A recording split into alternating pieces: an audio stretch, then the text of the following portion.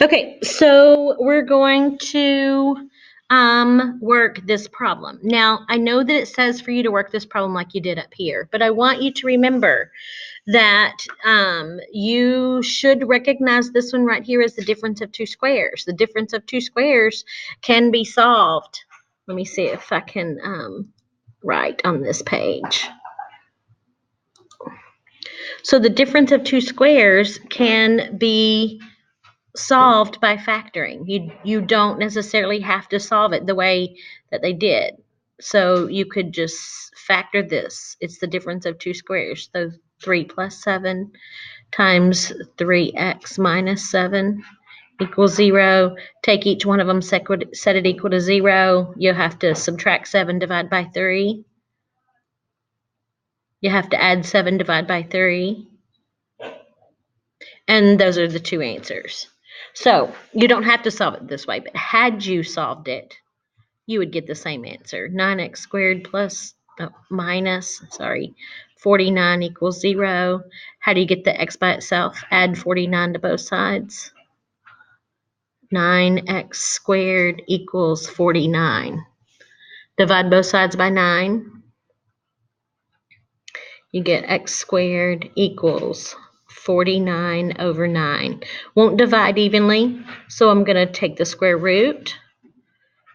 That leaves me x equals plus or minus. I can take the square root of both of them. I get 7 on top, 3 on bottom. That problem right there is the exact same answer that I got over there. So I'm not showing you anything that shouldn't be any different. You should be able to get the same answer by by isolation or by factoring.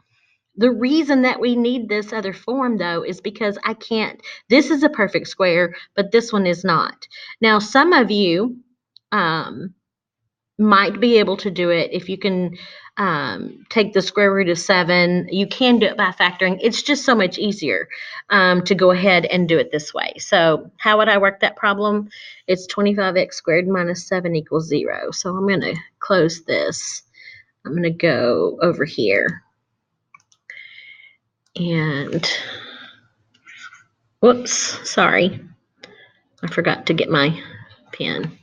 So it's 25x squared. What was the problem? Minus 7 equals 0. 25x squared minus 7 equals 0. Isolate the x squared. 25x squared equals 7. Divide by 25. Divide by 25. That leaves you x squared is equal to 7 divided by 25. Take the square root of both sides. X is equal to plus or minus. You can separate it. Why am I interested in separating it? Well, because 25 is a perfect square and 7 isn't. So this will simplify the square root of 7 over 5. Remember, I don't have a problem with the irrational number being the numerator. I only have a problem with the irrational numbers in the denominator. It's not. So I'm totally happy with that answer. The next problem was x squared minus 16. So x squared minus 16 equals 0. X squared minus 16 equals 0. Was that really the problem?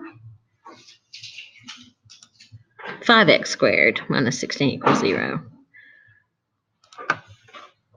5x squared minus 16 equals 0. It's a perfect square here, but it's not a perfect square there. So I'm going to solve by isolating. Add 16, add 16.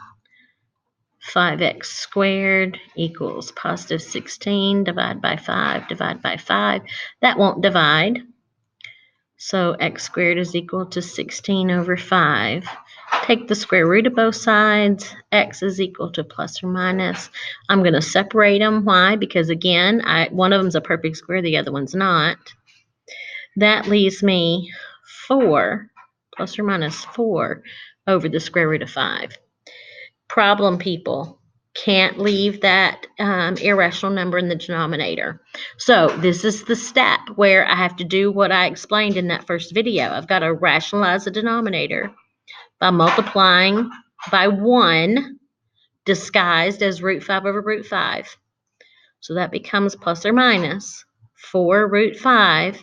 The rules for multiplying non-radicals with radicals is multiply the outside numbers together. 4 times that ninja 1, that's right there, that's 4. Square times square root of 5. Square root of 5 times square root of 5 is just 5. Make sure you understand that the square root of 5 times the square root of 5 is the square root of 25, which is a perfect square. So that's how it becomes a 5. It's not magic. Well, it is. It's just math magic. Okay, so there's the final answer right there. Okay. I think, yes, you can get an imaginary number. So same rules. That was, I think it was 4x squared plus 15. 4x squared plus 15 equals 0. Okay, don't have a b term. It's a perfect square here, not a perfect square here, so I'm going to have to solve by isolating. So minus 15 minus 15. 4x squared equals negative 15. Divide by 4, divide by 4. X squared equals negative 15 over 4. What do I do to get the x squared gone? Take the square root of both sides. Are you seeing it? X equals plus or minus. Okay, I'm going to have an I, because of the negative, square root of 15 over the square root of 4. Square root of 4 is just 2. And that's your final answer. I square root of 15. The 15 would simplify, you should, but it won't. 15 is just 3 times 5, which are both prime numbers. Okay, so that's the end of that video.